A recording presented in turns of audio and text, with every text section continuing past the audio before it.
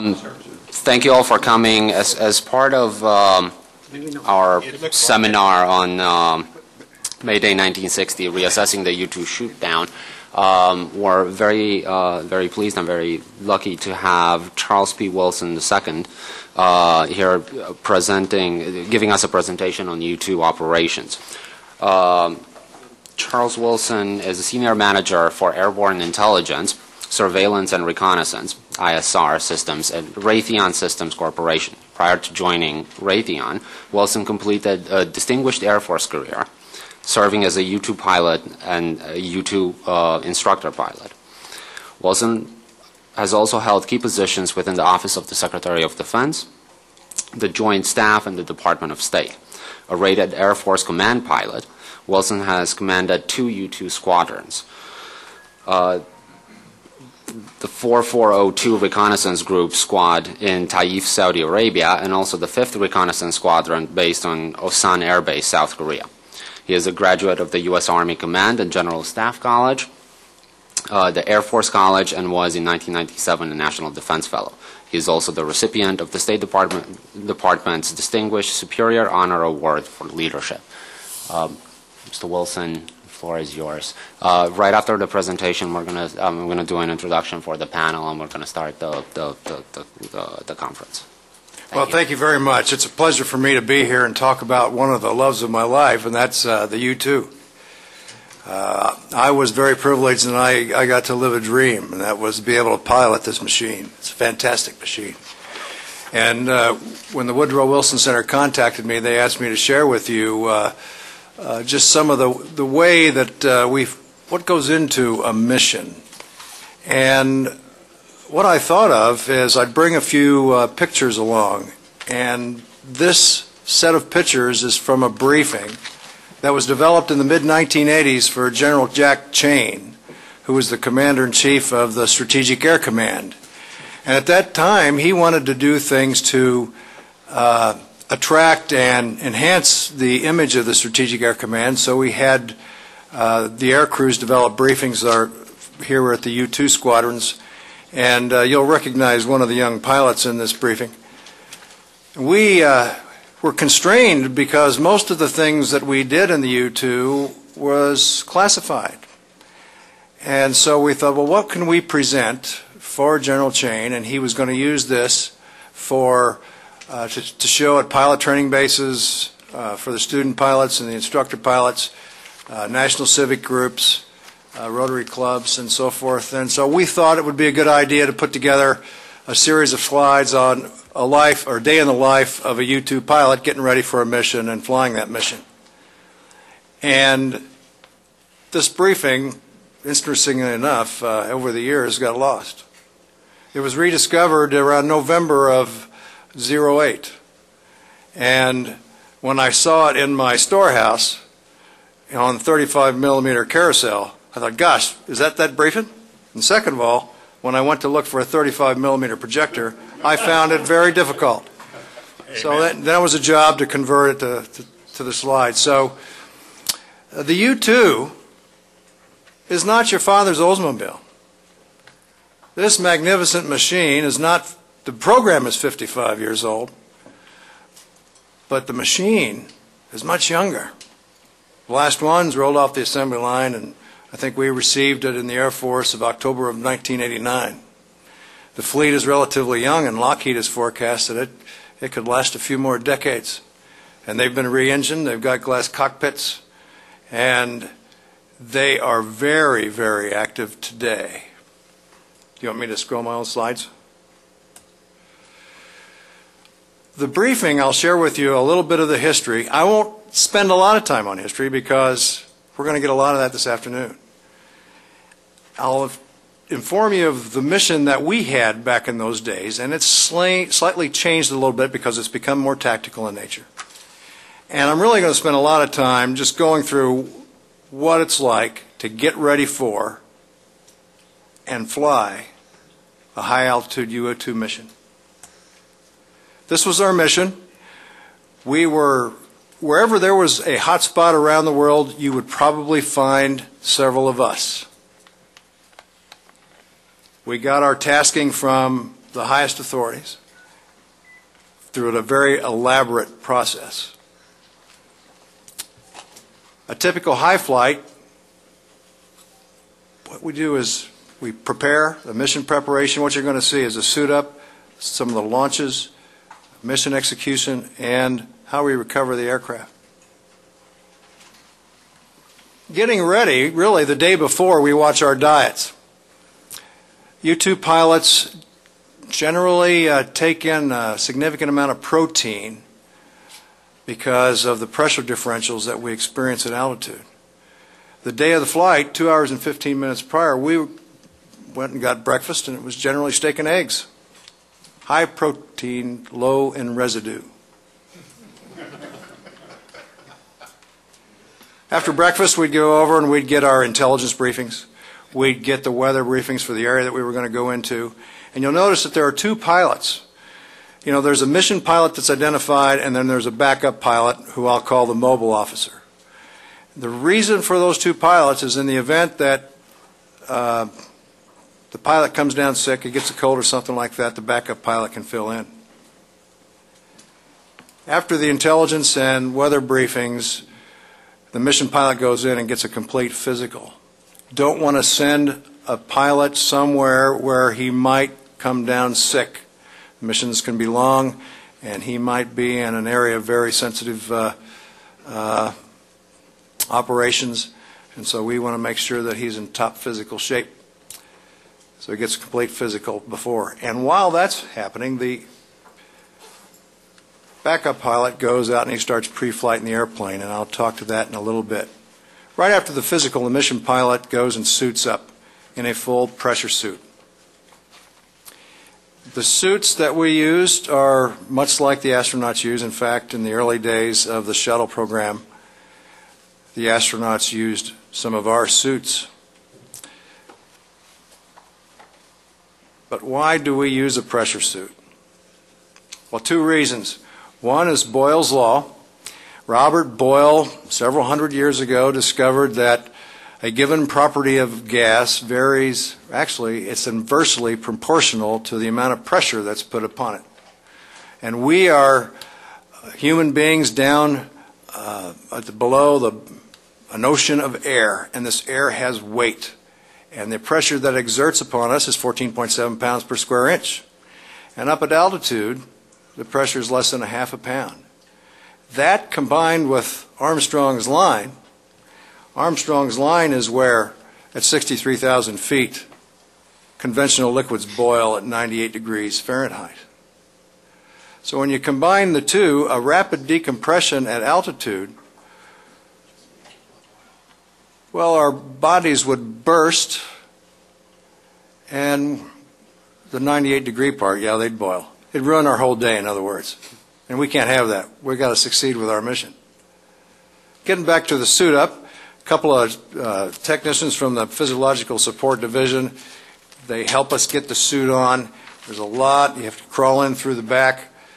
There's a lot of fasteners, a lot of zippers, straps. They button us up, we put a helmet on, and they test us. The first thing we get checked, of course, for is making sure that we get the oxygen, because we're completely sealed. Now, one of the things I didn't think of before I became a U-2 pilot was, what if my nose itches? Well, I found out that I just can't reach in and grab and scratch my nose. I had to be very innovative. We also go through communications checks, and once that's set up, the mission pilot goes and he sits for at least 60 minutes pre-breathing 100% oxygen before takeoff. Why? Well, I know you've all heard of the bends. Climbing up high, if you have nitrogen, a significant amount of nitrogen in your bloodstream, it could cause the bends. And so pre-breathing 100% oxygen for 60 minutes gets about 99% of the nitrogen out of the bloodstream. You know, we don't want any of those bubbles to form up and float around through our veins to a vital area, and you know, ultimately it could cause us catastrophe, pain on one side and death at the worst. Meanwhile, during that hour, our backup pilot or our mobile officer goes out and pre-flights the airplane. Most airplanes, the pilot does his own pre-flight. But with this airplane, the backup pilot does it, and he rings it out. He gets in the cockpit. He makes sure all the switches are in the right position. Because you can imagine if you're wearing a spacesuit, you lose a little bit of dexterity. Your visibility tends to diminish a little bit. And so that pilot needs all the help he can get. But he's still supposed to be able to do it all by himself. When he's ready to go, he's transported out to the aircraft. This is poor technique here. You know, he's carrying his own oxygen pack. But the pilot gets into the cockpit, and as you can see, the technicians have to really reach in because all of the cables, and there are 3 or 4, the oxygen line, and we have stirrups. You didn't expect that, which are attached to reels in the seat. So our spurs on our boots connect to cables which go into the seat in the event that we need to eject. All of these connections have to be made, and they're done by physiological support. Meanwhile, the pilot, once that's done, he's got to go through his checklist. In the day, we couldn't show this cockpit. But as you can see, the cockpit of the U-2 is quite a nice cockpit. Kind of small, but it's very nice. And you can see the checklist on the pilot's legs. He's got quite a few things that he has to go through before he can even taxi the airplane. Now, taxiing the airplane.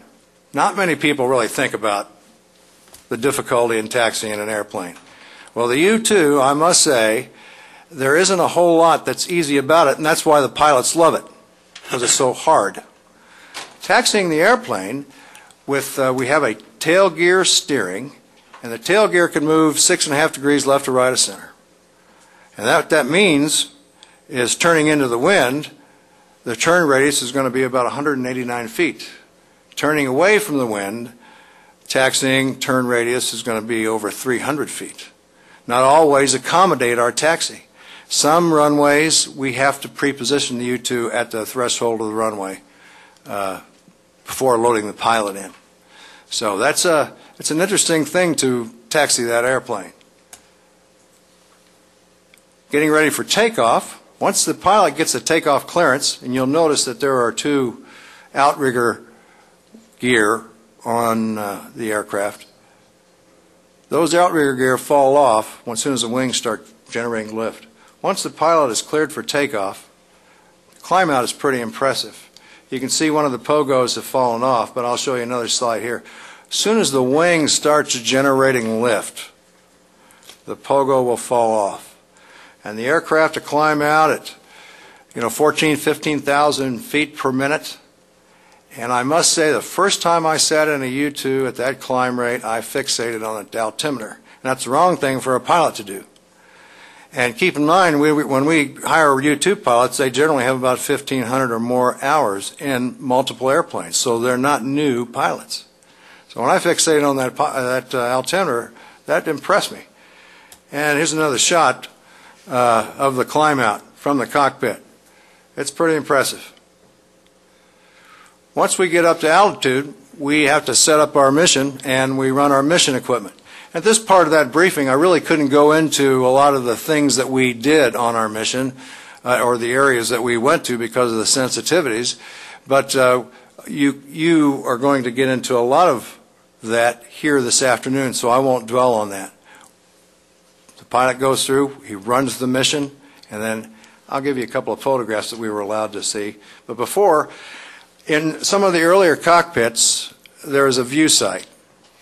This is a pretty handy device to have, and at the altitudes that we fly at, and that's above 70,000 feet, the first bit of ground that we pick up from the edge of our canopy could be, 65, 70 miles away. So it's kind of handy to be able to look directly below and to, see the ground track, if you will.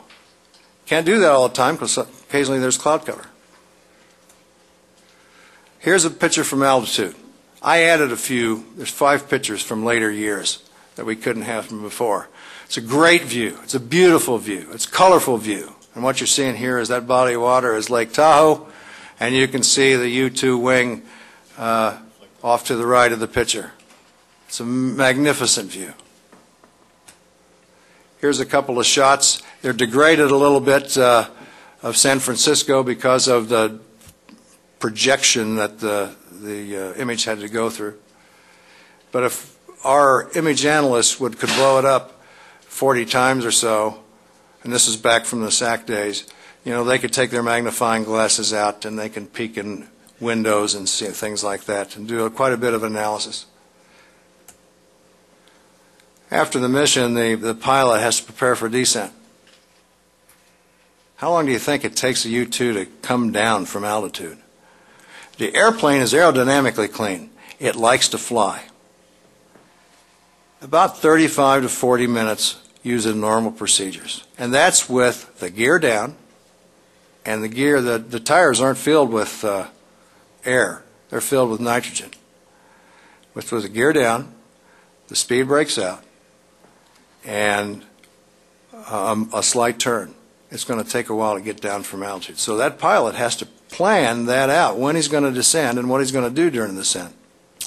And in the meantime, that mobile officer is going to be out in his, at the time it was a Mustang, but right now they've been using Z28 Camaros. And since they no longer made Z28s, they've had to transition, I think, to Pontiacs. Here's an airplane. There's the U-2 coming in for a landing right now. Here's the Mustang that I was talking about. The interesting thing about this Mustang, we got the idea from the California Highway Patrol. Back in the day, we had ships come out, and they were using Ford Mustangs, the high-performance Mustangs, and we liked the way they perform, and we started using those Mustangs, and they served us very well. Now, the pilot of the Mustang still has to get checked out. He's not only checked out in the airplane, he's got to be checked out in the car. And in the Air Force, we used to have these things called Form 8s. And the Form 8s would be cut only, you would think, for an airplane checkout. Well, I can't think of another program where you would have a Form 8 cut on the handling of a vehicle. Well, you'd find that in the U-2 program. And so that pilot is chasing that vehicle down, and he's the margin of safety. That's why he's there. He's going to chase it down. He might be 80, 90, 100, 110 mile an hour or more, and he's going to be that pilot's extra set of eyes, and he's going to call out altitudes from about 10 feet, and he's going to call out speed deviations if there are. Because right now is a critical phase of flight, and for the U-2, it's very critical because the airplane almost has to be stalled to land. Now, by stalling, I don't mean putting on the brakes. By stalling, I mean to cause the wings to stop generating lift. And that is done with precise airspeed control. And that's why we hire the best pilots we can. And so they're chasing, he's chasing the airplane down the runway. And you can see the pilot is approaching 2 feet here. He's slightly hot, and the way I can tell that is his tail gear is up a little higher than the main gear. But he's going to slow to stall speed, and he's going to drop it in from about 2 foot. Now, keep in mind this pilot might have been up over 9 hours. He's lost about 4.5 pounds or more in water weight through perspiration, dehydration, physical effort, and he has to wrestle this airplane to the ground. And he's doing it in a spacesuit. And this is the view he'd have. Think about that.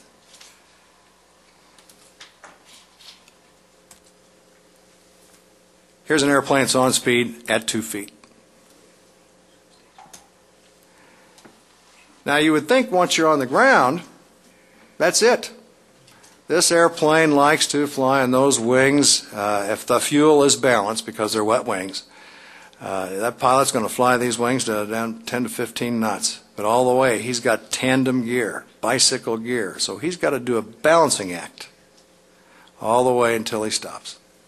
He'll drop the airplane off on a titanium skid. There are skids on each wingtip. The ground crews will come out, put the pogos in, and he'll task you to park. And that pretty much ends a typical day of a U-2 pilot. Sir? What year was this presentation originally made? 1986.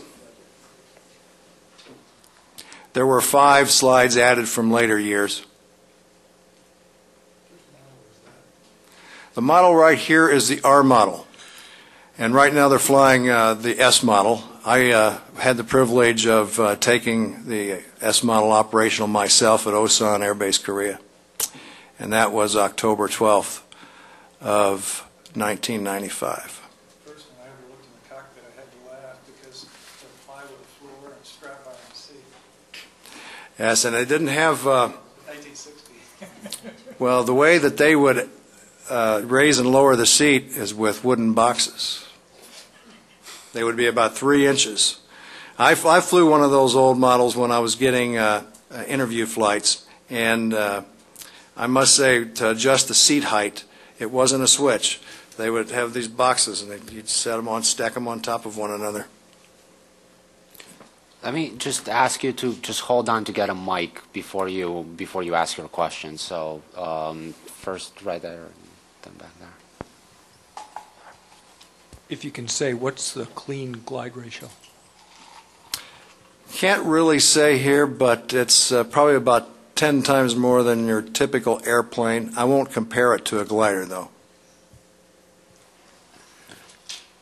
Okay, you said that that the day was pretty well ended when you landed, but there's always post-flight debriefs, and of course you've got to get back on normal oxygen. How much more time is involved before you're free to go home after landing? After landing, well, provided everything came, I shouldn't say came out all right, because every once in a while there's an accident that happens.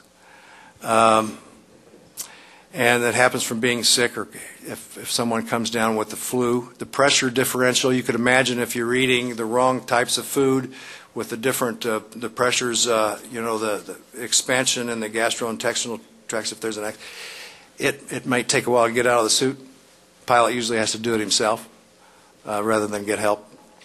But we're usually around for about an hour to an hour and a half, depending upon the length of the intelligence debrief if we're overseas.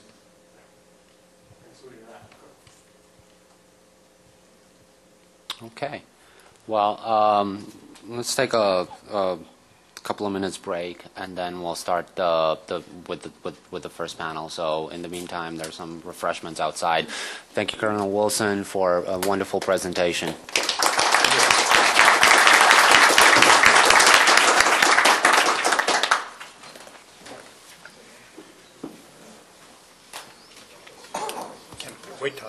Wait till I get back. Let me get rid of all this.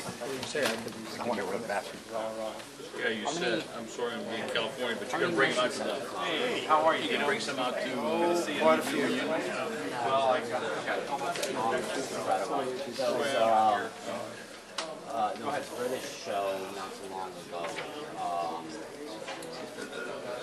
And I'm trying to remember where it was. Okay. Yeah, I think that was good. I like that a lot. Let's get your PowerPoint spun up. 45 slides down. Yeah, it brought tears to my eyes. See, we could never do that back in the day. But he did a wonderful job. I can go here now because I've got my... I don't need that now. He really did. Because I've got the printout. I mean, I can sit there. Or where do you want me to sit? Slideshow view. Oh, you can put it in slideshow. Okay. Yeah. And then there's that thing. This is the advanced. Yep, that's it. Yeah. Where do you want me to sit? Where do you want to sit?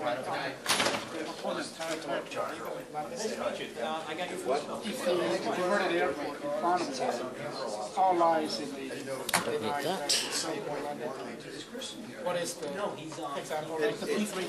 I would say it would depend upon the situation. If I was experiencing a catastrophic engine fire where it had Looking through your book. Yeah. What's an estate car? if I could. You got to capture that. American estate car. Is that a British term? Yes. Oh, you prefer Station wagon. station wagon. Oh, okay.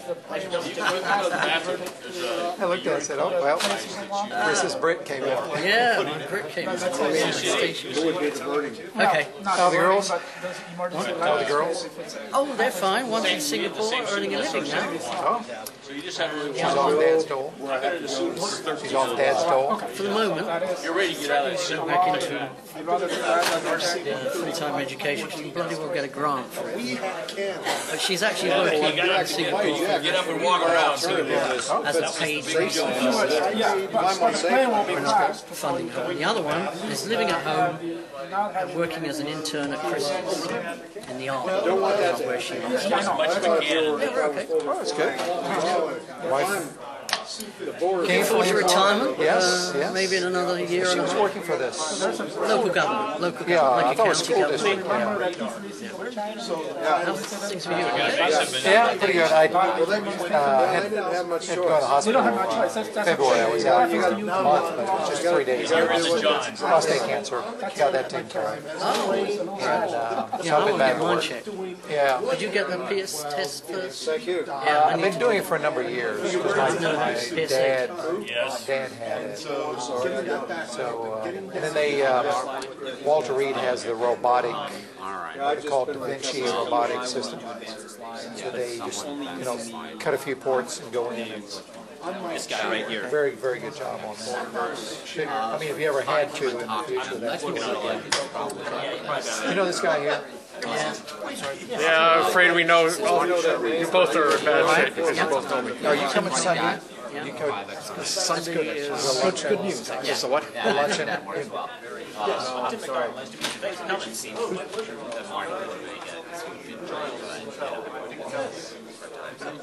Who's setting up the luncheon? Who did you work for? Which lunch? The Sundays. Oh, that's the American. Yeah. They have a. But I mean, they meet every now and Who then did for lunch. who did you work for? Well, Ed Connor invited me. Okay. I have to give Ed a call. I haven't been the last. I'm a member. Oh, I you just are? have Oh, not been the last few years. It's in whose garden? Yeah, The the Ed other end of where we live, other end Yeah. of town. Yeah. I got Whose? We were there. Yeah. I've got two Number of problems. years ago, we No, had, no. Who is the? I want to point out that I've got a laser pencil. You want me to be there? we had the who's the retired 3-star here? Chinese 3-star. Oh, Mike Hua, Jennifer Hua. Yeah, he was there. Just hold the mic in your hand. Oh, it's good. What's that? Yeah, I'm pleased. Hold the mic in your hand. Later. Yeah. Okay, we're going to get started in the next minute. So if you could please take your seats, that'd be great. I got one for you later. Also, Mr. Rugioni, here's the remote control for your slide projector. Actually, let's do this. You push the two buttons at the same time to turn it on, and it'll take a second to turn on. I'll turn the other projector off when you're ready. Then you just use forward and reverse in the usual fashion.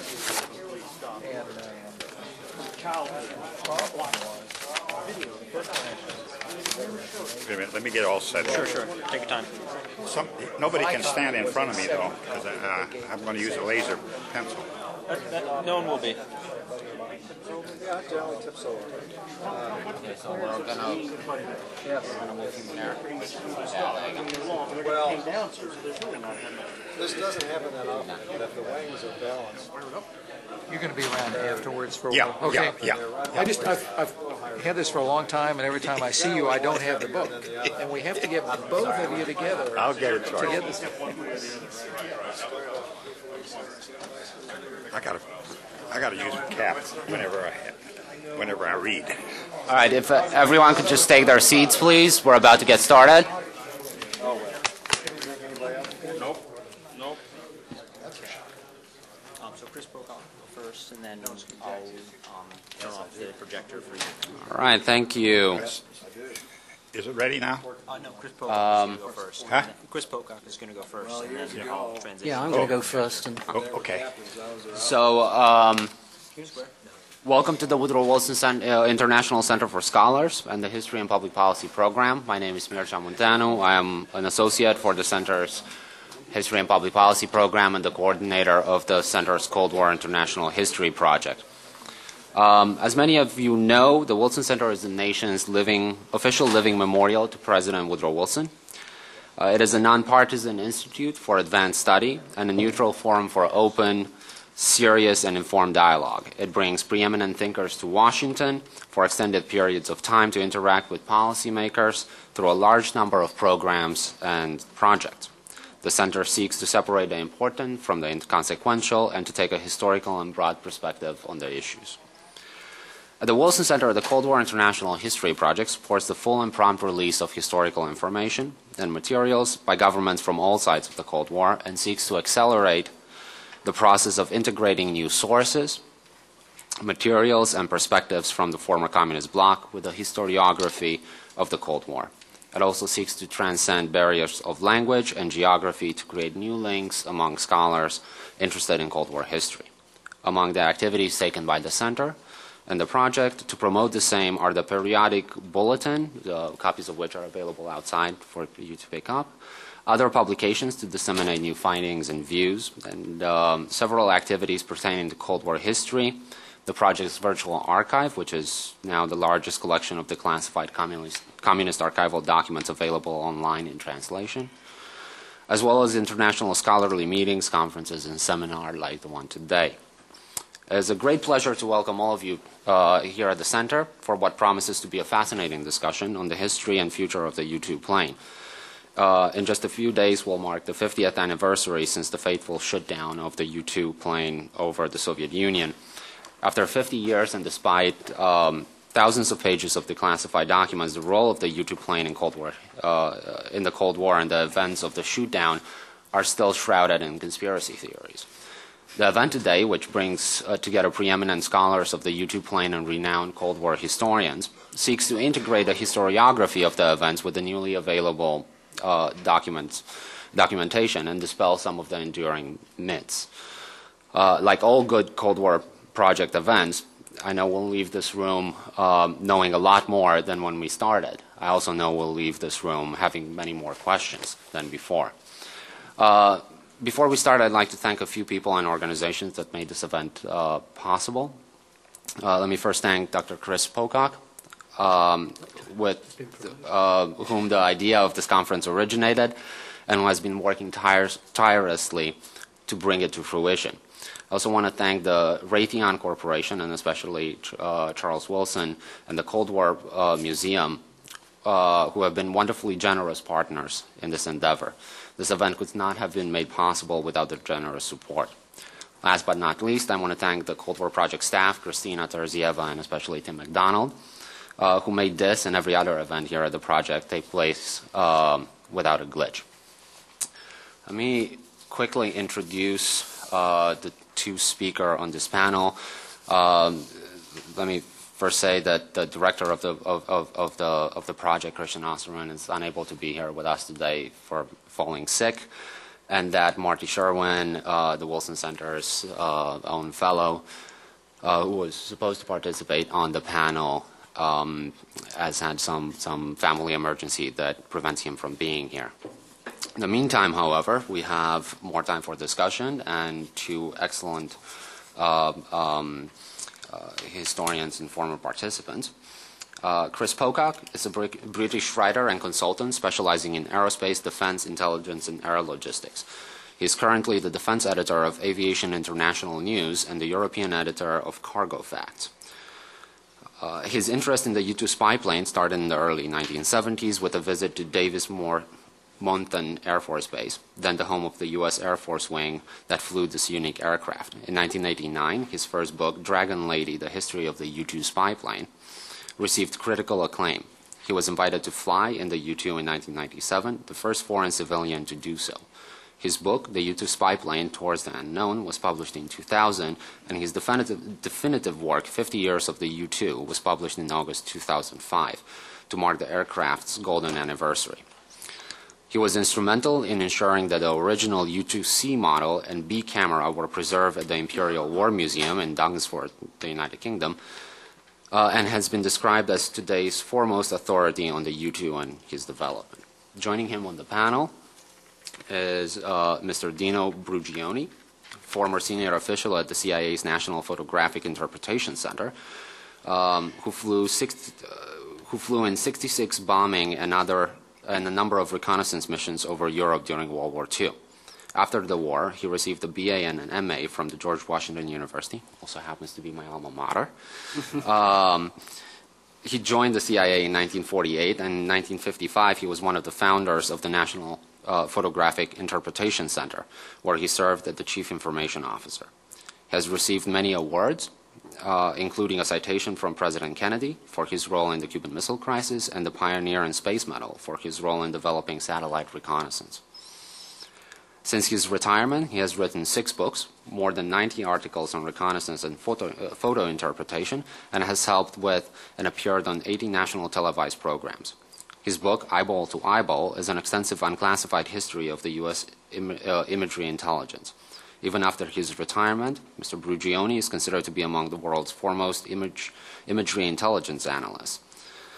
In his new book, Eyes in the Sky, Eisenhower, the CIA, and the Cold War Aerial Espionage, he'll detail the inside story of President Eisenhower efforts to use spy planes and satellites to gather intelligence and provide details of the president's backing of the U-2 development and his use to dispel the bomber gap. We'll have about 20 minutes for each presentation, and then we'll have question and answers from the audience. Please, since we are taping this and C-SPAN is taping this, please wait for the microphone and please identify yourself before you ask your question. Thank you. Well, thank you, Mircea, and yes, thank you for promoting me to a doctor. Is that an honorary award of the Woodrow Wilson Center? I give them out readily. Okay, thank you very much. All right, I've got a lot of material to get through, so we'll crack on. Have I got to point this in a certain direction, or what? No, just. Well, right. Okay. Let's start with a bit of historiography, and of course, acres of print in 1960, and the trial of the U-2 was an interesting document. It was a complete transcript of the trial, came from Moscow and was published by a Chicago publisher, obviously taking money from Moscow. Another whole load of public print in 1962 when Powers came back, and also the first full-length book on the U-2 affair by journalists Whitehead and Ross. Gary Powers wrote his autobiography in 1970, fairly accurate, but he's still constrained. He'd been and that had to go through pre-publication review at the agency. Mayday, 1986, I think that Bechelov's book is still the standard political history of the geopolitics surrounding the event and the failure of the summit. My own first stab at doing the U-2 history in 1989. And then in the 1990s, after the collapse of the Soviet Union, a lot of accounts published in the Soviet Union, in Russia, and these would take the form of first-hand accounts from some of the participants on the Soviet side involved in the shoot-down, plus articles in various different magazines by Soviet commentators and Russian defense journalists. A conference in Buda, Norway in 1995. Buda was the destination for the Powers flight, never got there, attended by Gary Jr. and Sergei Khrushchev and myself and others. Richard Bissell's memoir, kind of ghostwritten, in 1996. The CIA's own conference here at Fort McNair in 97 coincided with the release of the CIA's own history of the program, previously classified, and also with the release of the information of the imagery to the National Archives, where it has resided for the last 12 years, almost useless because they did not declassify a useful index. And we've had a hell of a time trying to find our way through the thousands of feet and hundreds of cans of film. But I am going to show you some images from some of the last successful U-2 flights over the Soviet Union that we have extracted in the last few months. My own book, looking at all those, synthesizing all that stuff that had come out in the 90s, was published. Sergei wrote his biography of Nikita Khrushchev, and that's more than political history interest. It was of interest to us that are interested in the technical side, because Sergei was a missile developer in the Soviet Union, so he spoke in his book to the technical side of things. More Russian articles since in the last decade. A new political history, a very good one in 2006 from Fosenko and Naftali. But what I'm going to concentrate on in the rest of this presentation is basing it largely on a whole bunch of documents, cables, memos, a whole load of stuff released from CIA under the mandatory declassification review procedures and lodged in the National Archives in a system known as CREST for the CIA Records Search Tool. Briefly on the aeroplane, you've heard a lot from Chuck about that, so I don't need to deal too much with that, but a very radical design. This is the original U-2. All the pictures that Chuck showed you were of the modern U-2, which is actually an enlarged aeroplane, bigger than the U-2s that I'm going to be talking about, the original airplanes from the 50s. Radical design, vicious weight saving, and known as a jet power glider, but as Chuck already cautioned you, that's kind of an oversimplification. You did not shut down the engine on this plane and glide for distances during a mission or during a training mission or any time. This is an important point to grasp about the early days. This program was run in a different way from the way that strategic aerial reconnaissance had previously been performed. And CIA were going to control it and manage it, but CIA weren't in the spy plane business, and the U.S. Air Force was, so it was very much a joint venture with a lot of U.S. Air Force technical and personnel assistance. And importantly, a lot of contractor support, unlike a standard military operation.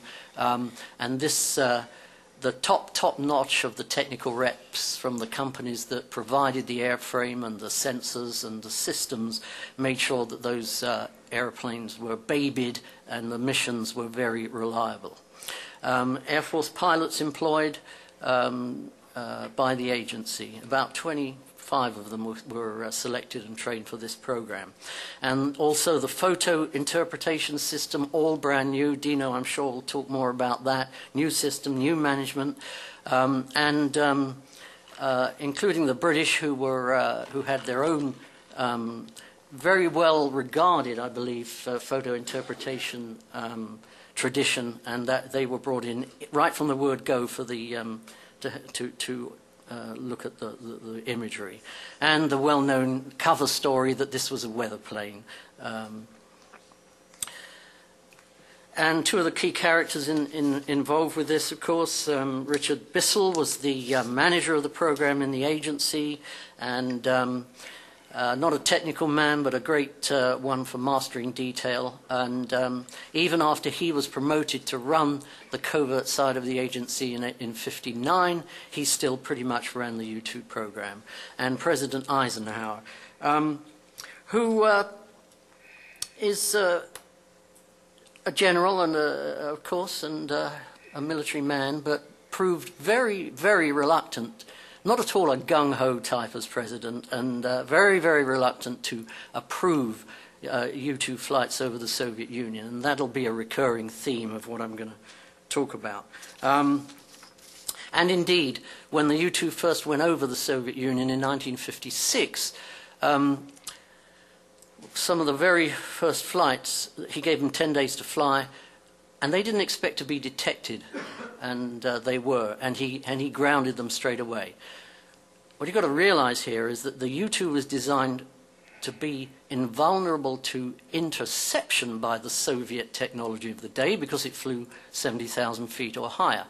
But it was also hoped to be invisible to the Soviet radars, the state-of-the-art of the day. That hope was not proved in practice. The protest note came in after those first flights, and Eisenhower grounded them. The project had a rethink, and its response was to come up with an attempt to make the U-2 stealthy, and the U-2 was the first airplane ever to try to become stealthy in operations. Various different techniques, you can see two of them there, to try and defeat radars at different frequencies, and that was the big difficulty of doing it, especially to an airplane that had already been designed. And it really wasn't a great success, but it was thought by 1957 to be a partial success, and therefore in 1957 Eisenhower gave the go-ahead for a series of flights in this operation, which brought back a big harvest of intelligence in the August-September period of 57. And those are some of the sites that were imaged at that time, and the key thing was the first imagery of the Turatam ICBM test site, which Dino will talk more about.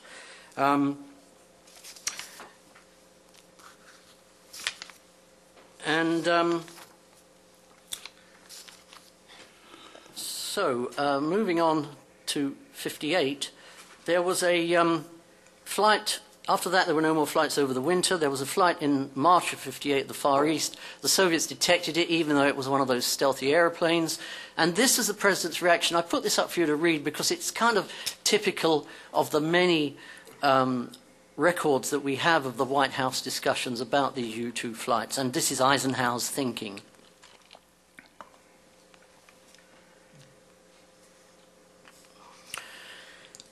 And we have all these records in the Dwight D. Eisenhower Library, in the Whitman files, thanks to Colonel Goodpaster, who was the staff secretary in the White House at the time, and he faithfully recorded them in very careful language, of course, as to not to give the game away, but those are a valuable source of thinking of how the wind broke. That was the end of Rainbow. It was decided that that stealth thing didn't work well enough.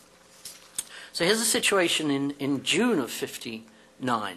We've moved on a year and a half. There have been no overflights in that period. In the meantime, the race to space, Sputnik had been launched in October 57, and of course it was pretty soon realized that the Soviet rocket that could launch a satellite to low Earth orbit could also lob a nuclear warhead over the pole and into the US. So thus began the missile gap controversy. The only other major development in the program had been that the Royal Air Force, the British, had been brought in now not only just to help interpret the film, but also 4 of British pilots were trained and sent to the same detachment in Turkey, which was going to see most of the action in the next 12 months. And those British pilots were integrated with the US program. Richard Bissell, in his memoir, said that he came up with the idea of bringing the Brits in because Eisenhower was so reluctant to approve overflights, and he conceived of the British as a separate channel of approval so that the British Prime Minister might approve a flight where the American President might not.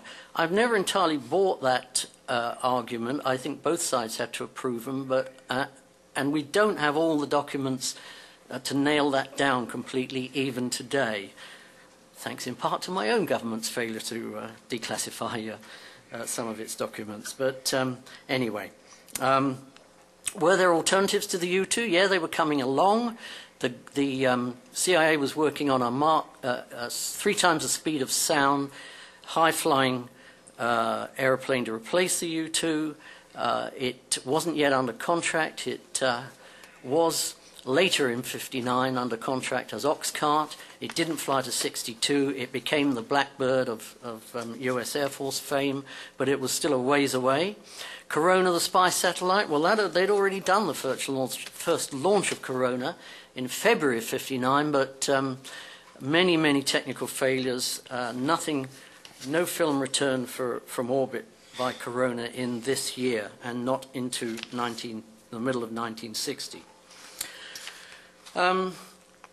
Meanwhile, the program, in an attempt to persuade President Eisenhower to approve more flights, came up with a fast move concept, and the plan was basically that if you couldn't defeat the early warning radars, then go in where there weren't any early warning radar coverage. And there were still areas of the Soviet Union that were not covered, especially in the south.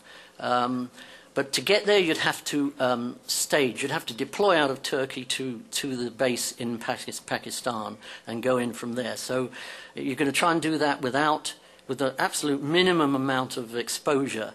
And so this fast move concept came up. It was first tried out in a deployment to Norway, actually, and it was to Buda in '58. They had a specific target for that deployment, which was Plesetsk, which was the first suspected operational base of the Soviet ICBM, and that was in the north, but they never got to fly because of the cloud and the weather, and then the sun angle had gone, I guess, in the middle of winter. So they further refined the concept in 2 deployments to the UK, in fact, and therefore the code name, the oh-so-British code name of Operation High T.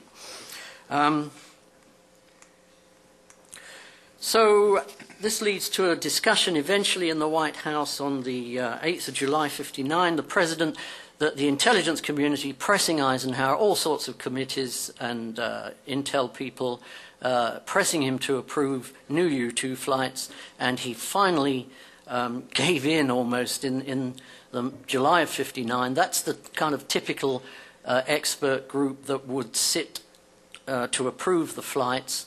And so they did approve a flight, and it was flown the very next day. And you'll have to pardon my scratch-drawn map here, but here is that flight, Operation Touchdown.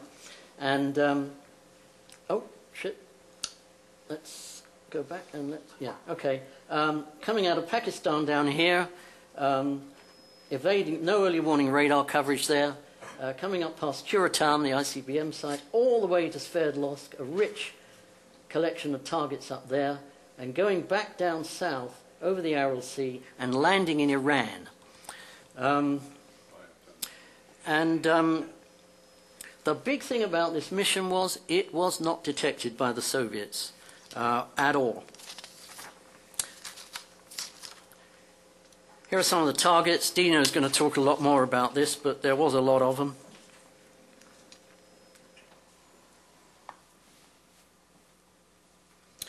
And here's some imagery. This is Vertnovinsky, right? That's the gaseous diffusion, gaseous diffusion plant. And that's the power station nearby that fed it, I guess.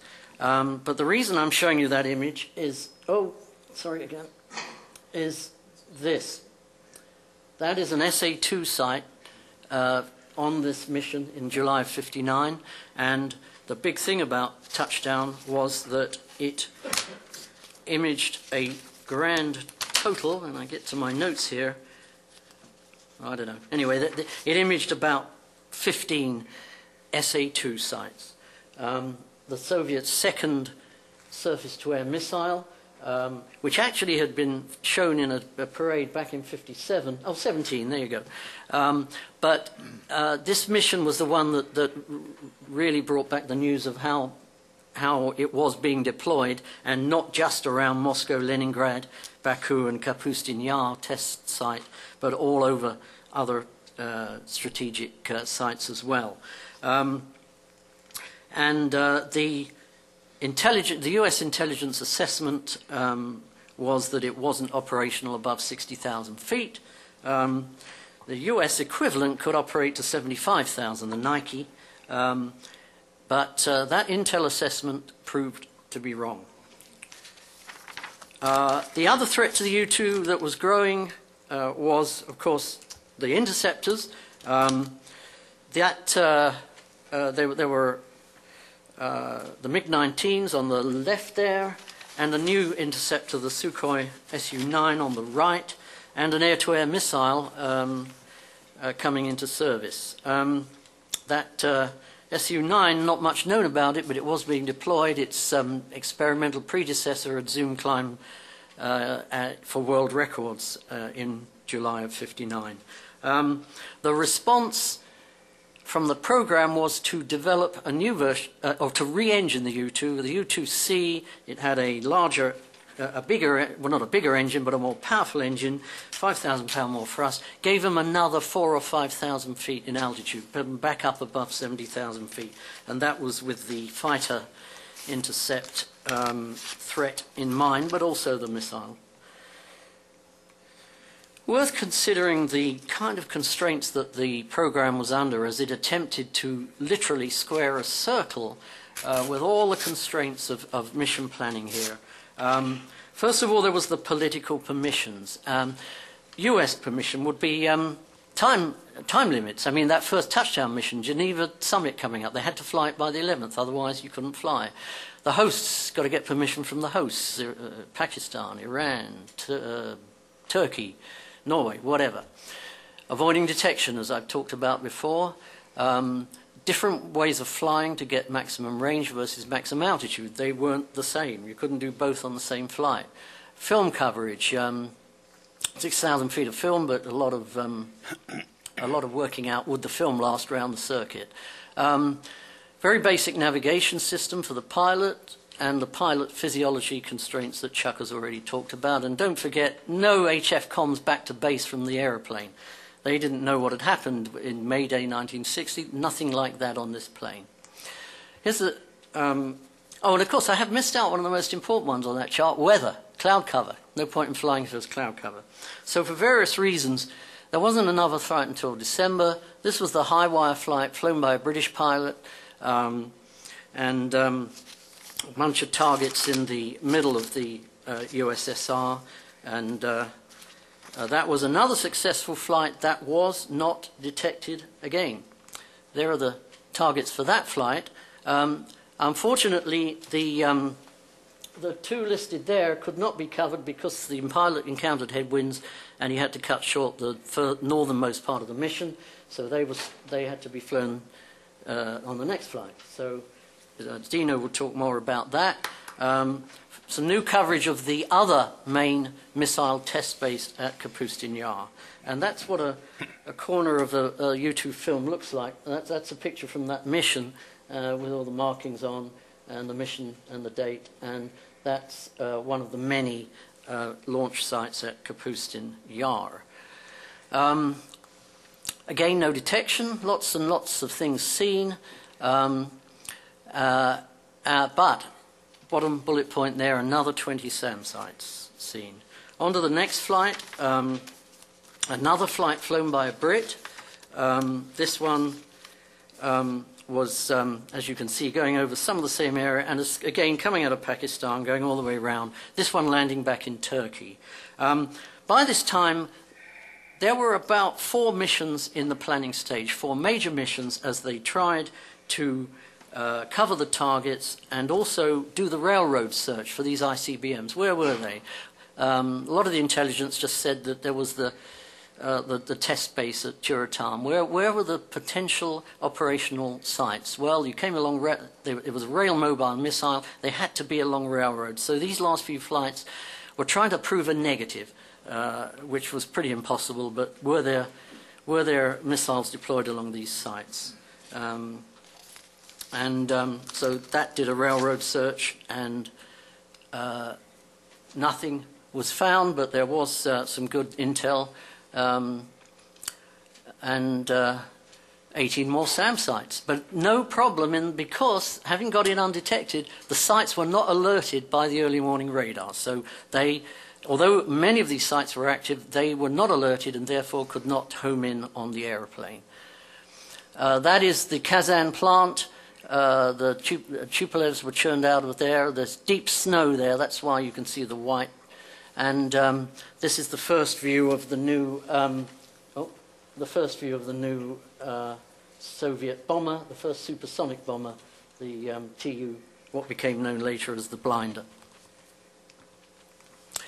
And so on to the penultimate U-2 mission, which was flown in April of 1960, and that might have done the Powers mission. It was right up until the last minute.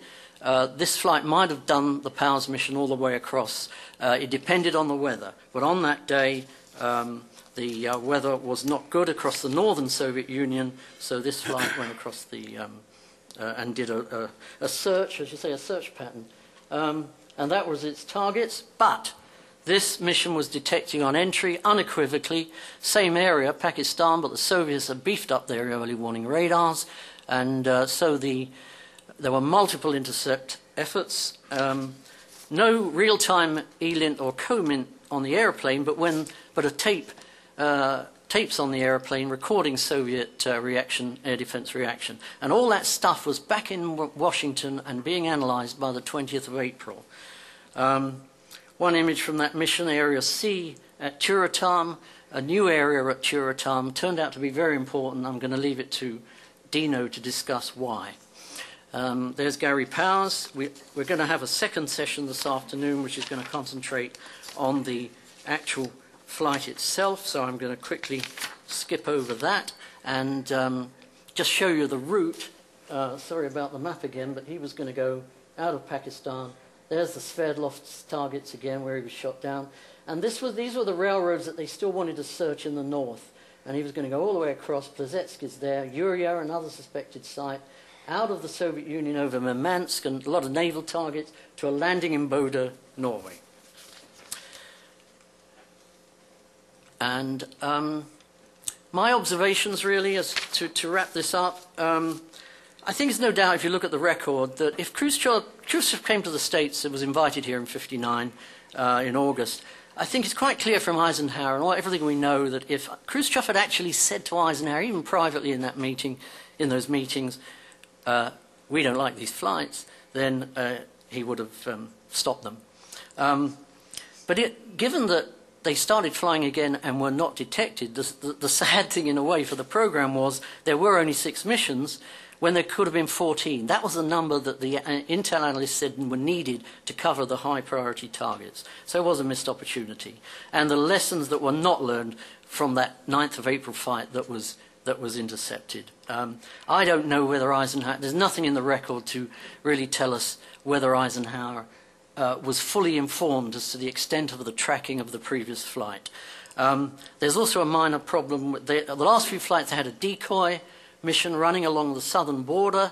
That was supposed to draw the Soviet air defense attention away from an overflight, but there are some suggestions that actually kind of put them more on alert. And I won't deal with a cover story, you know that only too well. So I'm going to stop there, and I'm sure we can discuss this further in the question and answer. Thank you. Yeah, we'll have a Q&A session. Okay. Johnny. Ready? You want to come here? Let's do that. Let's Turn that one on.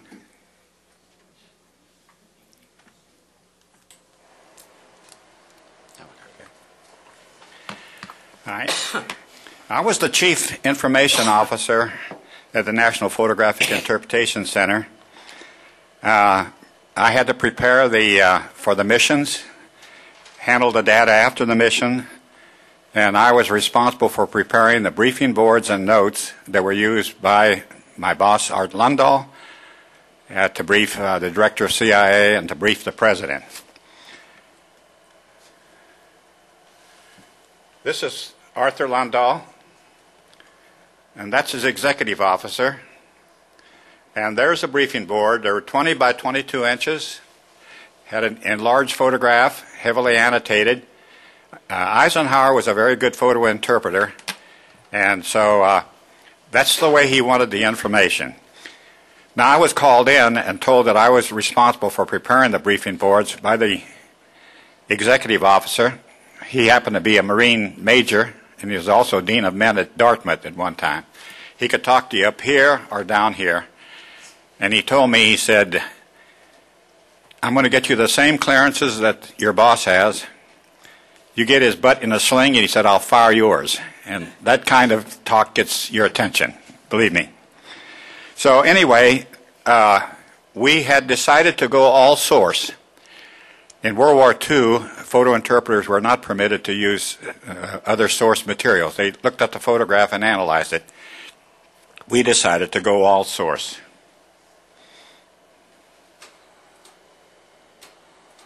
No, sorry, wrong button. This one?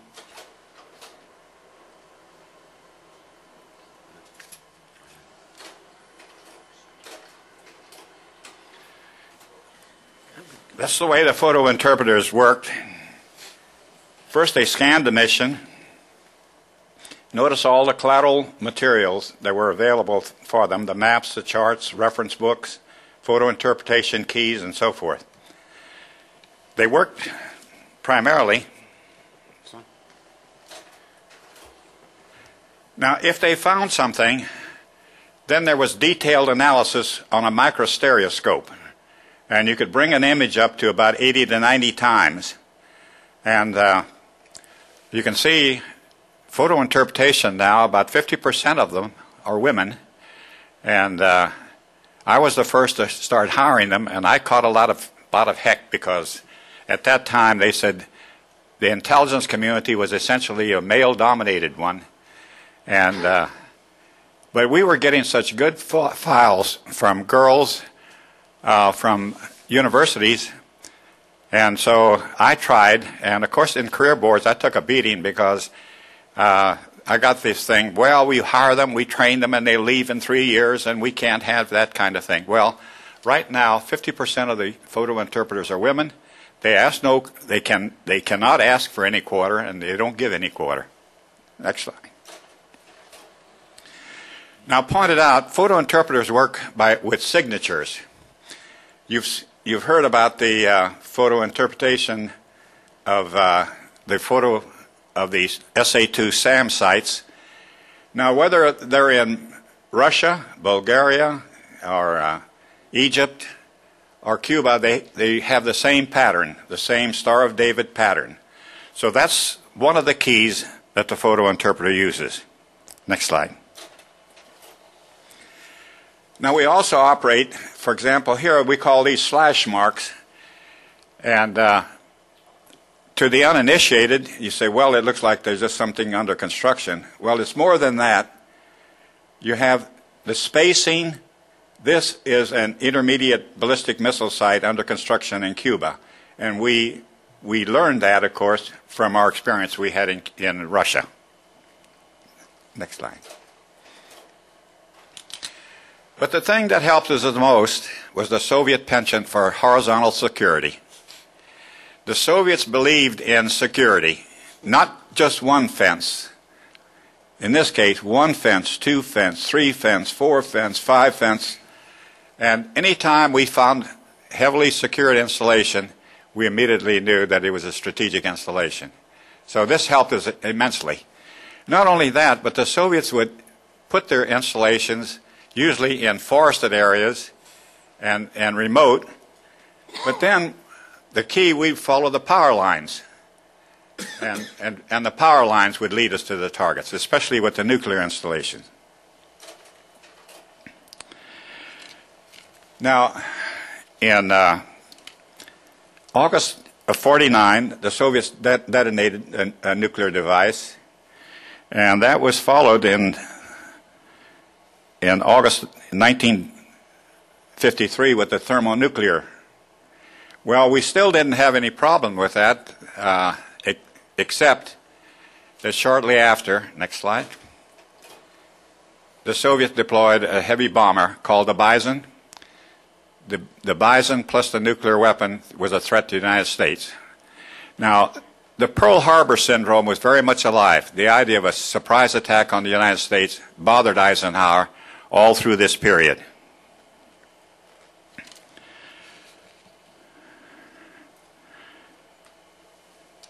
Now, next slide, please. On August on July 4th, 1956, we first flight over the Soviet Union, and the object was to find bombers. There was talk, especially in Congress, that the United States was behind the Soviet Union in the production of bombers, and so the so-called bomber gap became an issue between President Eisenhower and the Congress. Next slide. There were 5 missions, and we overflew 13 long-range bomber bases. And later we actually flew over the 2 bases that had the bombers, and we could precisely count the number of bombers and could go to the president and say there's no bomber gap.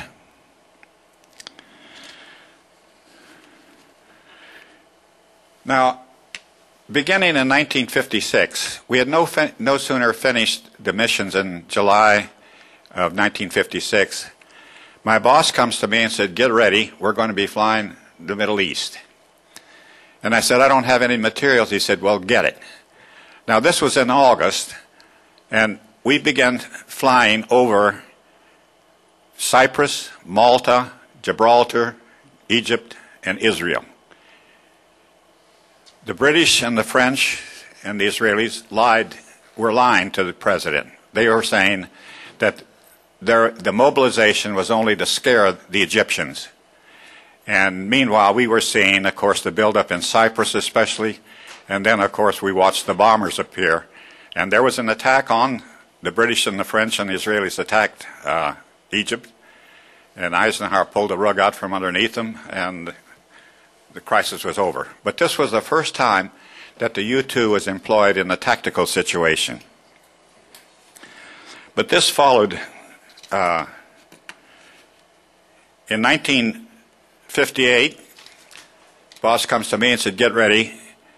We're going to be flying, not only flying, but we're going to be deploying troops in Lebanon."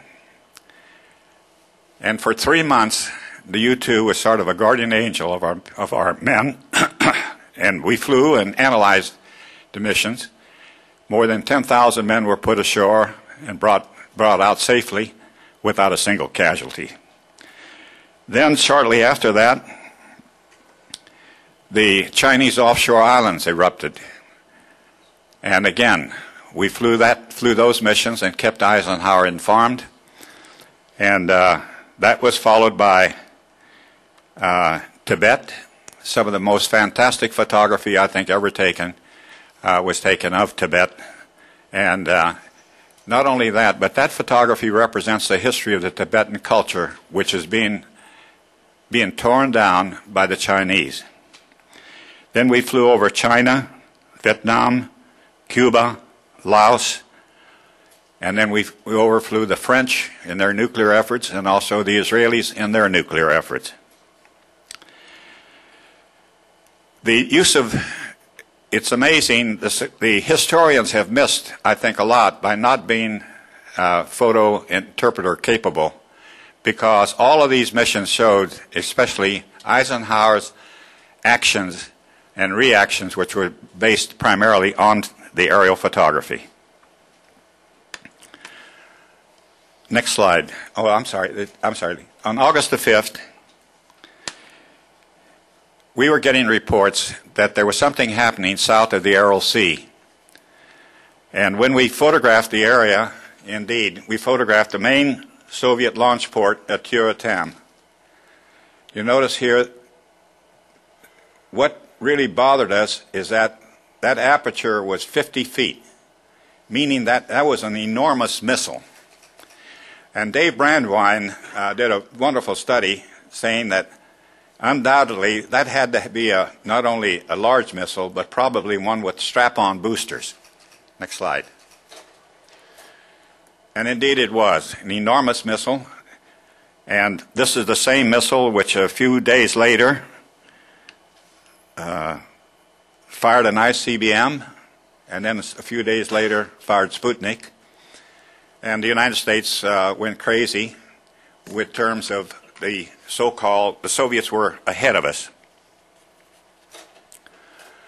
Well, we were watching Turatam very carefully, and so there were two ways that they could deploy a missile. One was this large SS-6, but then we noticed that they were building a new area. This is called C1 and C2, and there were launch pads here. And to us, it appeared that this missile was going to be like a large V-2. And we watched that area very, very carefully.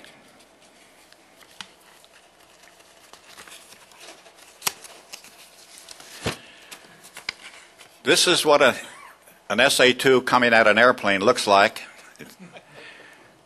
In Vietnam, they used to call them the flying telephone poles. And, of course, when they exploded, next slide, thousands of fragments. And when we had a chance to view the photography of the Fires plane when it was displayed in Moscow, it had many holes in it from such shrapnel. Now, Power's flight was to start at Stalinabad and Turatam, Chelyabinsk, Kishtim. These were nuclear, hold just a minute. These were nuclear targets. And then we were supposed to fly over Yuria. We had some communications intelligence, Plesetsk, a missile test center, and then several events, a large shipyard, and then to go on into Bodo, Norway. When Powers was shot down, next slide, I was the damage control officer at INPIC, and mainly our concern was what did the Soviets have that they could charge Powers with espionage. One of the first pictures that Khrushchev was holding up, it was a 9:18 format, which is the format of the U-2, and we could look and we could spot the clock. And so when I showed that to Mr. Lundahl and later to others, that the Soviets did have the photography. Keep in mind that about a half, the spool of film in the U-2 is 5,000 feet. So by the time Powers had reached Sverdlovsk, he had probably exposed about 1/3 of the film. And so tests were done at Eastman. Would fire hurt the film? And Eastman said that even if there was fire, the Soviets would have had enough information from the film to charge Gary Powers. The second thing, the Soviets showed this photograph, supposedly of the U-2. Well, one of my jobs at the center was to determine whether the photography was true or not. And when I saw the rivets, I said, that's not a U-2 because the U-2 is flush riveted. Next slide. Kelly Johnson went on the air and proved that it wasn't the U-2. Next slide. Eisenhower addressed the nation. At one time, Robert Montgomery, who was the president's advisor on television, wanted to plant on the walls a series of photographs. And I had done two photographs, one of Leningrad and one of San Diego, as you see here. And when they were shown to when it showed to Eisenhower, he said, no. He said, we've got enough problems with the Soviet Union. And he used a photograph of San Diego. Next slide. That's the slide that the people saw. Next slide. In August 1960, we fired the first Corona. Next slide. That's the first object that was recovered from space was what we call the bucket. That's what the capsule of film was in, and that was shown to Eisenhower. We flew a successful mission in 1960, but we didn't find any missiles. Next slide. It was kind of strange that the very day that we received space capsule with photography of the Soviet Union was the very day that Powers was charged. Next slide. In the December mission, in October 1960, there was a horrible accident in the Soviet Union. And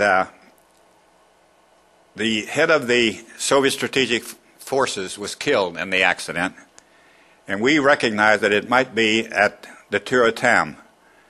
And here you can see there's a pad and a missile, an SS-7 blew up on the pad, and also you can see debris on the second pad. Next slide. In January, Eisenhower is leaving office, and he states that later the missile gap might not exist. Next slide.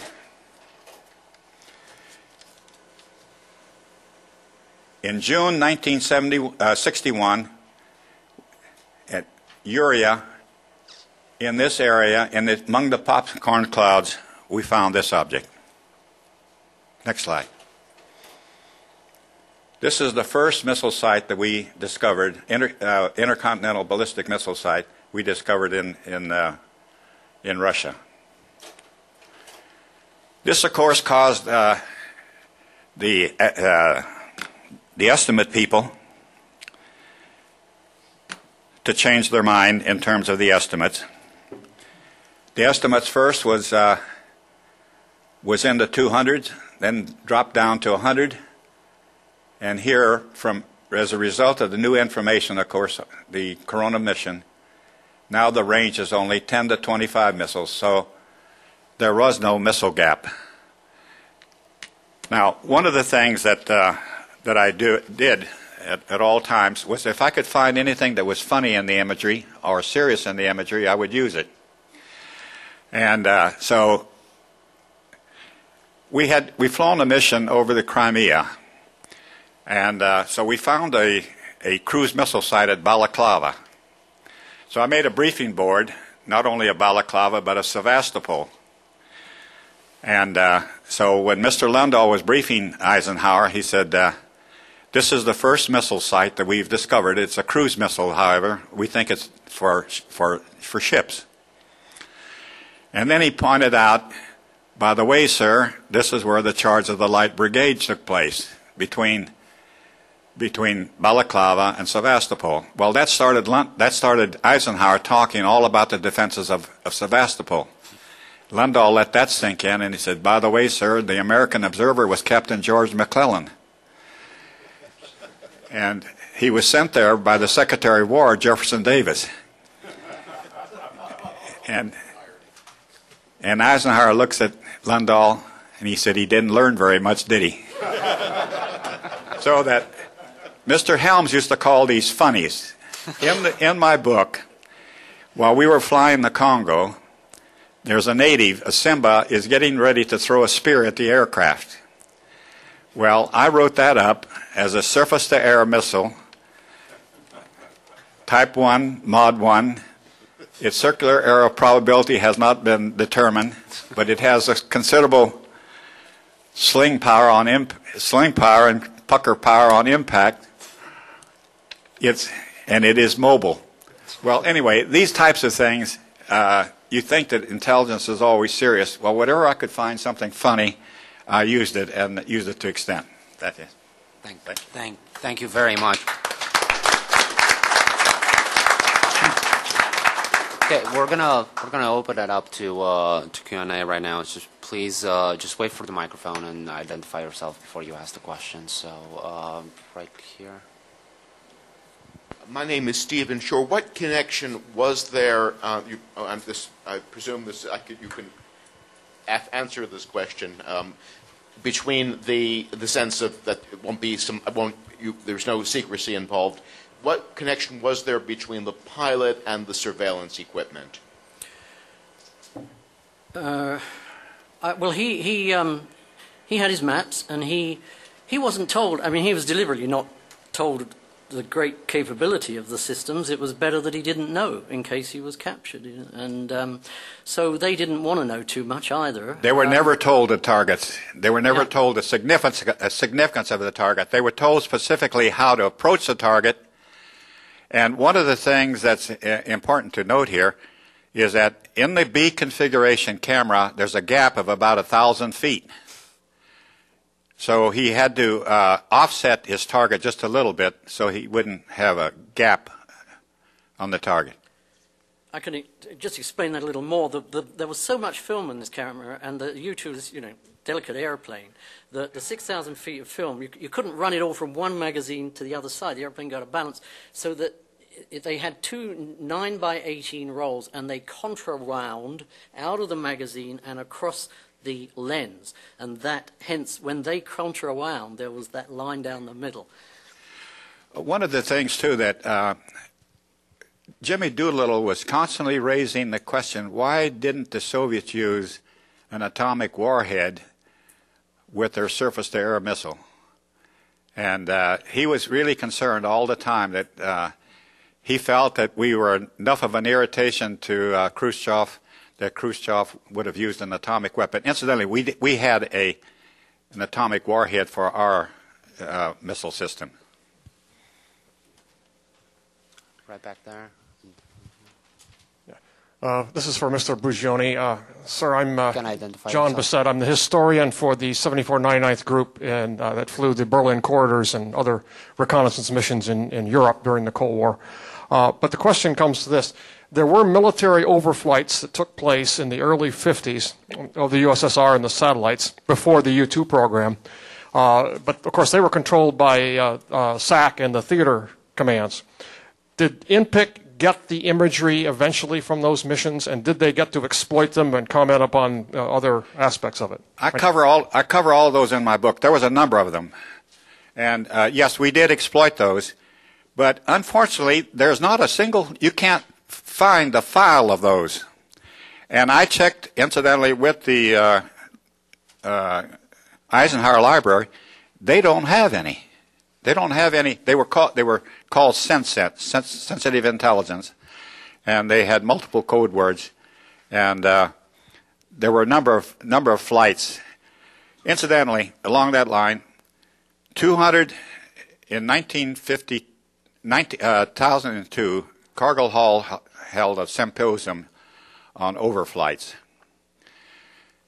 We lost 253 men conducting reconnaissance, according to Cargill at the time.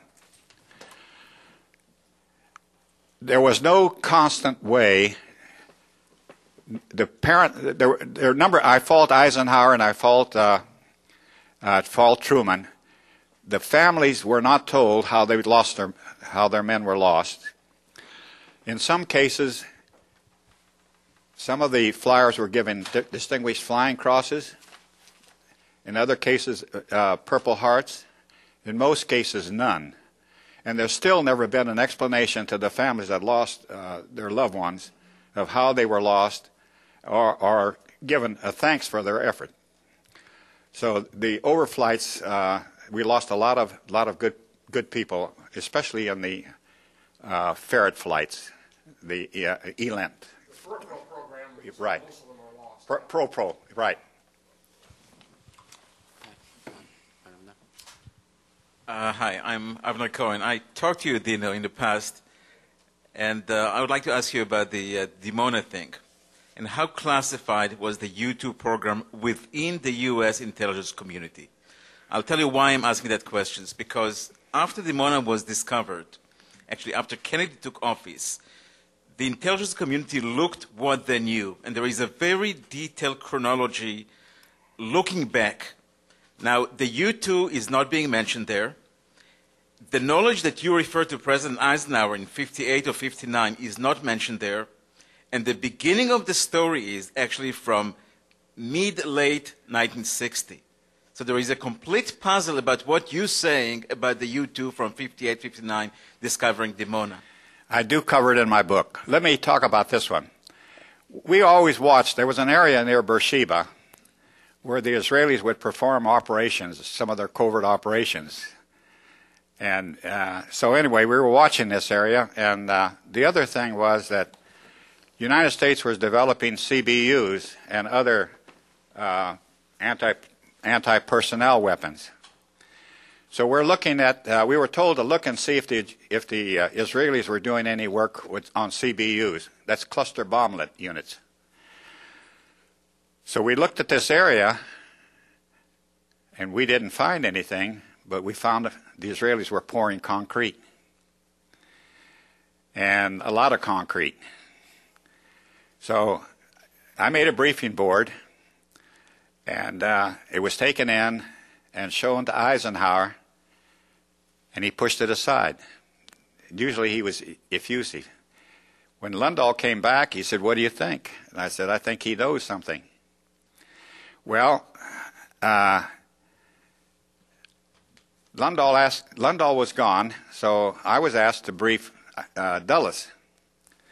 So I briefed Dulles, and Dulles said, "Have you seen those Israeli reports?"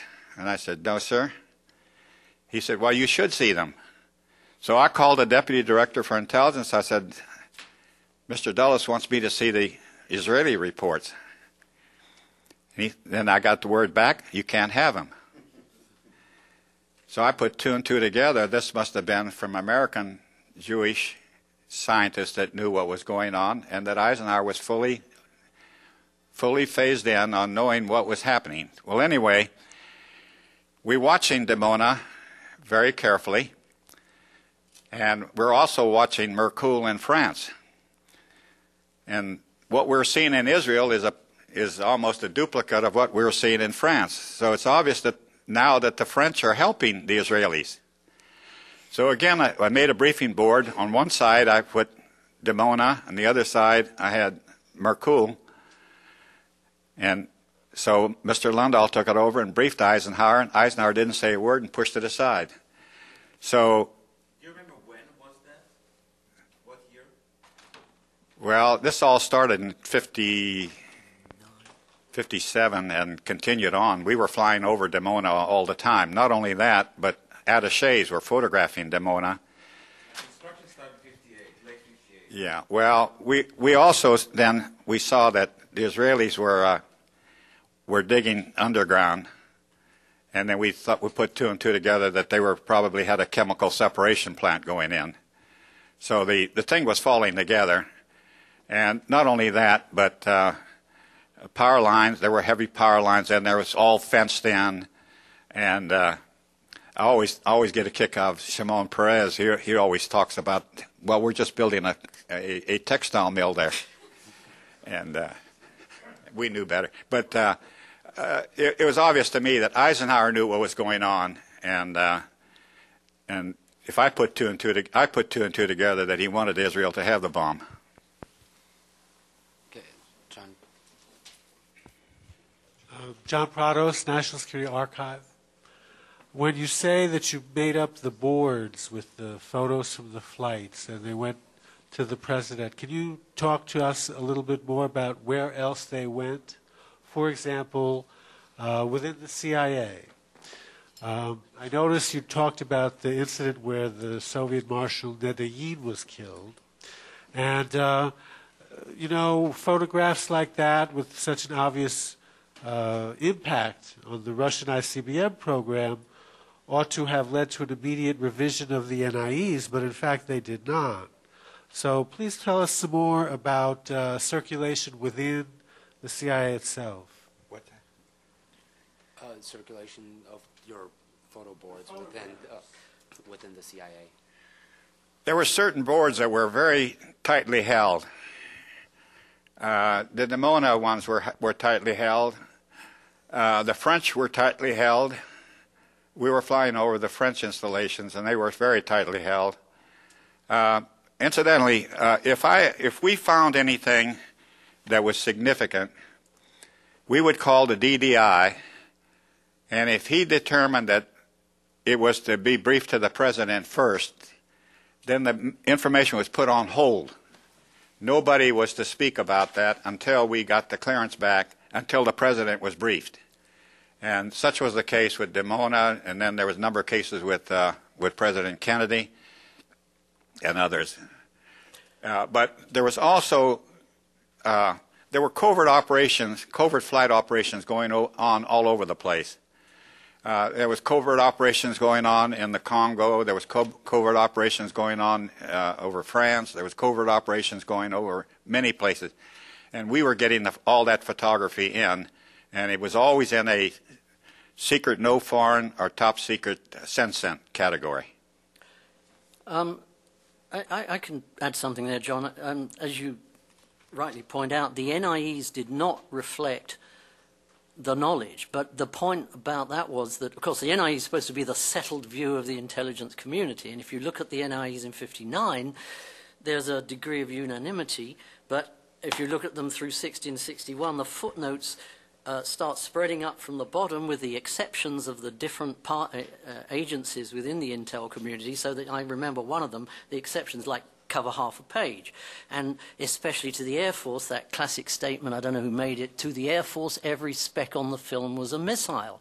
And it was the Air Force in the end who were the ones throughout 1960 and into 61 who were holding out for the existence of the missile gap long after the agency first and then the other intelligence agencies had discounted it.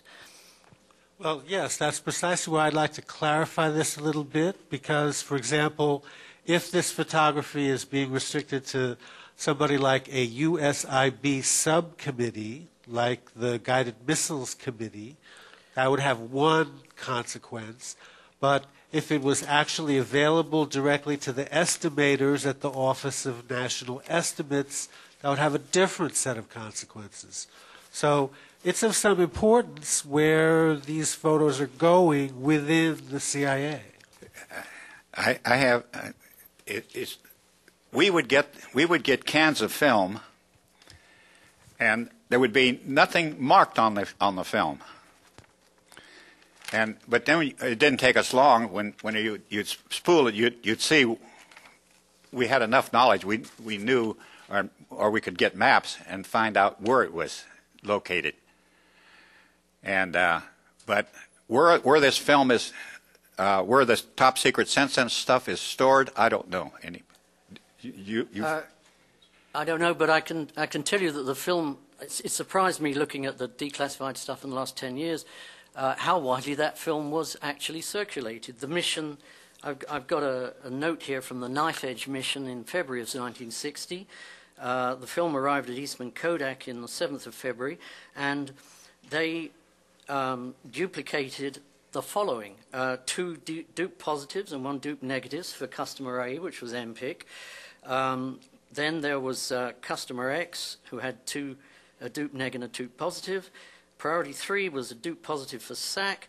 Then there was one for AFSIN, another one for C, one for the Army, one for the Navy. There were a total of about 15 duplicates taken from that film and distributed around. So, there were different centers of excellence or interpretation looking at this stuff. To my knowledge, nobody has a file of the top secret sensitive materials. Let me just go right here and then back there. Hey, Bill Strandberg, at the DS&T 50th anniversary, there was quite a bit of discussion by DS&T analysts, veterans, that until the U-2 flights and the Talent project products were available, they were very blind on what across the Soviet Union what was happening. Can you explain a bit how the agency analysts, other than those looking at the very high priority targets, felt about this flood of product that was now available, and how you interacted with them to get them the information they needed? Well, the first thing was who gave the permission, and I talk about that in my book. Goodpaster said that that Twining or somebody would come in and mention that they'd like to have a flight, and Eisenhower would approve it.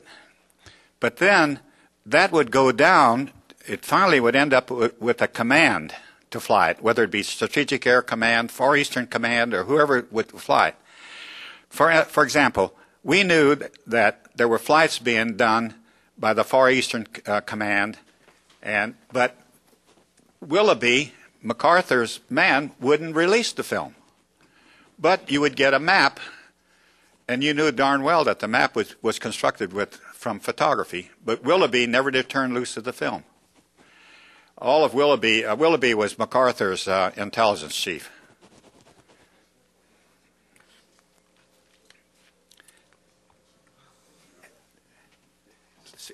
Yes, I'm sorry, right there. My name is Raymond Garthoff.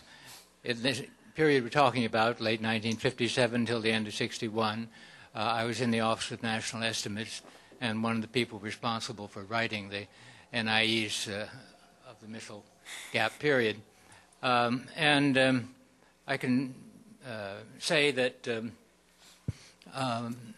among the estimators, some of us had talent clearances and accessibility to the information from the photography, and to varying limited extent the photography itself. But there are others involved in the process, interagency process of preparing the NIEs, who did not have clearance for this material. So that made it awkward.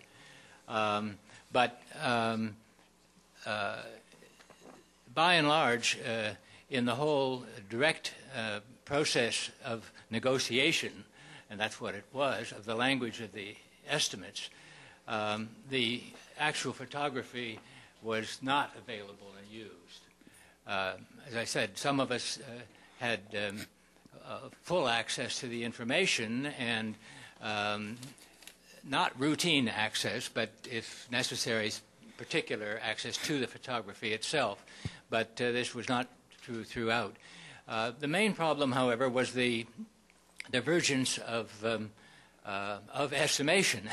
From this standpoint, the problem until the summer and fall of 1961 was that the evidence was not conclusive. Quite a number of us believed that it did not add up to a missile gap adverse to the United States, and we tried to draft that finding into the estimates. But the case, while it seemed to us to be clear, was not so absolutely convincing, and I think wouldn't have been even with the photography fully available, although that would have helped, to preclude people reaching other judgments and therefore leading to spread estimates and a general bias during most of that period to overestimating rather than coming to the most praise. But as Dino has mentioned, of course, and as you know, the photography from I think February 1961 through September, in June and September, particular as I recall, in 61, it became really quite clear that of all the suspect areas and so on, and what we saw of the fact that the SS-6 was simply not going to be deployed except at Plesetsk and, of course, at Turatam Test Center, and that the follow-on ICBM, which we saw going in at Uria and preparation at a couple other sites, showed us that the program was proceeding, but at an early stage, and led to the cutback. The estimates were still a little bit high, but the missile gap as such was gone, of course, by September 61. But I think I've answered in general terms, at least, the question of the availability and use of the talent material, and the more restricted use of the actual photography analysis itself. Oh, Mircea. Yeah. One of the I tried to give credit to the many collection agencies that helped us out with the analysis of photography, the Potsdam group, the the flights, Berlin corridor flights, the BRICS, and so forth. But I also have one in there that involves Ray. I called it outhouse photography. Now, if you can imagine, attachés would go out, and if they would be downwind from an atomic energy plant, they would pretend that they had to go to the bathroom. You know, they would stop their car. The KGB would see them going into the woods and wouldn't bother them. And they would pretend to relieve themselves, but they would pick up some plants, some grass, and they had a little sack, and they'd put it in, and they'd send it back.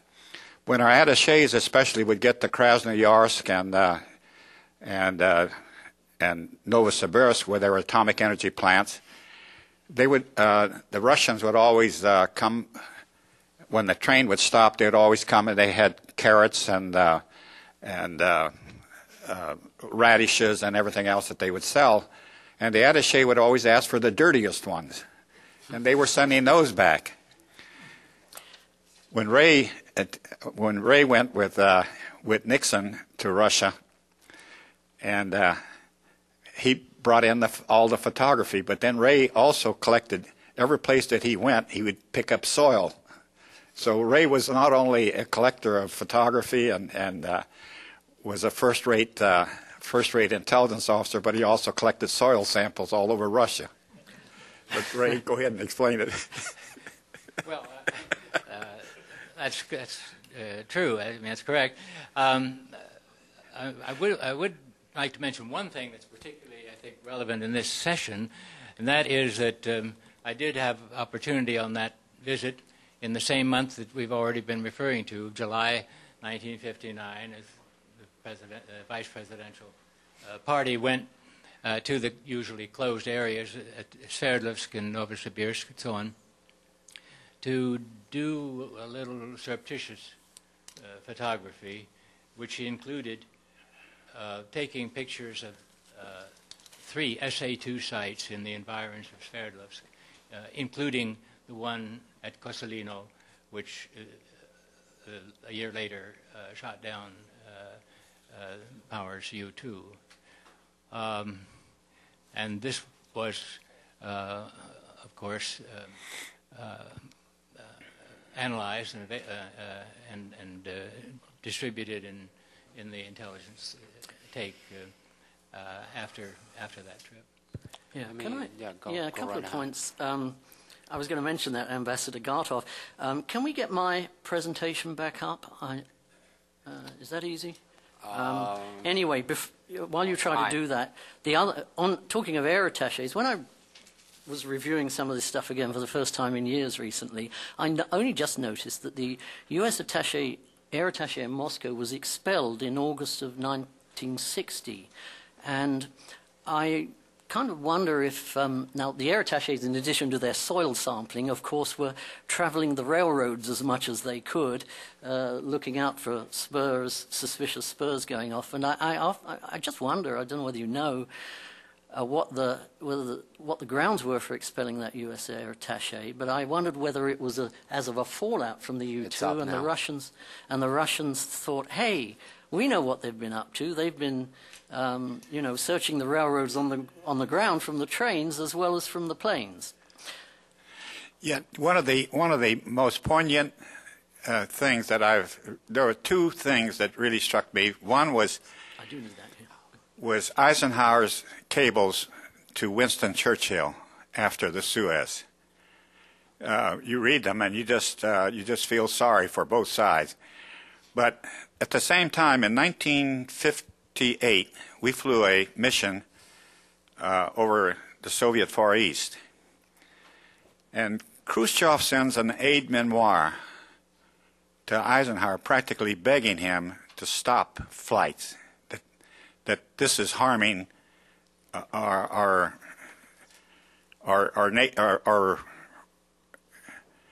efforts for a peaceful solution to problems. Yet, you read the memoir, but then in discussions, you find that when Khrushchev visited in 1959, the question it was not raised. The question of overflights was not raised either by Khrushchev or by Eisenhower. But it's really if you have time, read the memoir, and you see that there was an appeal here. Please, let's stop this overflights, and let's see if we can get along better. Could I have 1 minute? I am prompted by Dino's earlier comment to add one little footnote on this question of collection of special materials and so forth. One thing which was on my collection list for Mr. Nixon's trip, I was the CI representative on the trip, which I did not succeed in meeting, was to bring back, if possible, samples of urine and feces from Khrushchev. Okay. But we did acquire samples of that sort when Khrushchev came to the United States a few months later. For health purposes of estimating his health.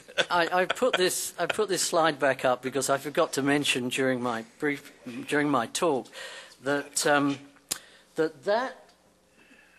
that image was taken on the touchdown flight in July of '59. That is the SAM site that shot Powers down 9 months later. Until I saw that and looked at the NPIC reporting, I thought that our only knowledge of that came from the photograph that you took out of the window of the airliner, which must have been just a few weeks after this the touchdown flight. But anyway, from that site and the others around Sverdlovsk were pretty well mapped, but between yourself and this flight, 9 months earlier. Okay, just one last question here, and then we're going to wrap it up. I'd like to say something about the Sensen flights, which we've been alluding to and talking about. Identify yourself. Oh, sorry. I'm Matthew Wade. I'm one of the speakers and an alleged expert on the National Security Agency. I found up in the CREST database at the National Archives, hidden away in the files of it's called now the National Geospatial Intelligence Agency, or NGA, some of the photographic interpretation reports for the Sensen flights.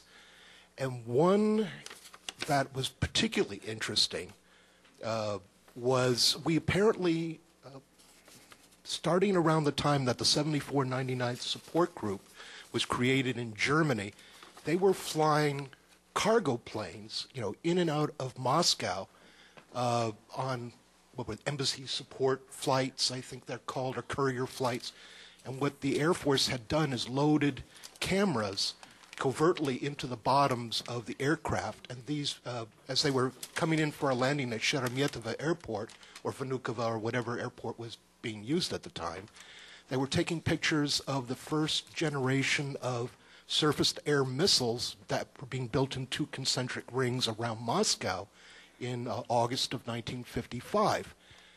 Now, for some reason, this imagery was treated as being extraordinarily sensitive, and it was put in the Sensent. I have all the reports on it. It says, handled via Sensent channels only. And I have a couple other reports. Strangely, islands like Novaya Zemlya that were being overflown were also put in Sensent. But the imagery in and of itself is so grainy and so piss poor that how anybody was able to make anything out of it, I haven't got a clue. But it was our first clue that the Russians were building sort of a very primitive anti-ballistic missile system, because they were building these radars called yo-yos in these 2 concentric circles as well. To John Prodis's point about why this stuff, or was this stuff being distributed, none of the Sensent imagery that I have seen has ever been, ever found its way into an NIE, except obliquely. The 1956 NIE on Soviet air defense notes for the very first time that the Russians were building in 2 concentric rings around Moscow a first-generation surface-to-air missile. There's a line drawing showing the locations of the sites, but no description of where the information came from. And the U-2 imagery was treated in much the same way. If you talk to anybody who served in an air intel unit in Germany or in Japan at the time, you would get these rather strange block drawings of installations deep inside the Soviet Union, but no imagery, actual drawings, and then there would be sort of a caption for the descriptor, and again, but no description of where it came from. And this would drive intel people absolutely nuts because they were not cleared for talent and couldn't know. Now, Sensent limitations were even stricter than for access to talent or U-2 imagery. At least that's as I understand it. Thank you. We're actually just one last comment from the. I just want to mention that in the technology capabilities panel, two men have never been given credit for their work, and that's Dr. Den Land and Jimmy Doolittle.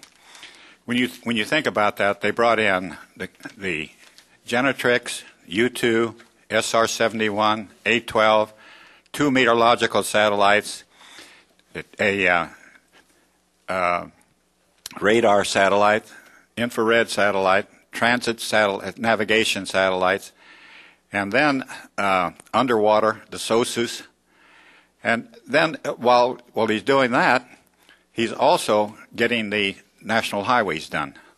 So when you look at Eisenhower's technical accomplishment, I think he gets a short shrift from the historians on the work that was accomplished during his administration that we use today. Well, on that note, please let me thank the panel for this incredible discussion.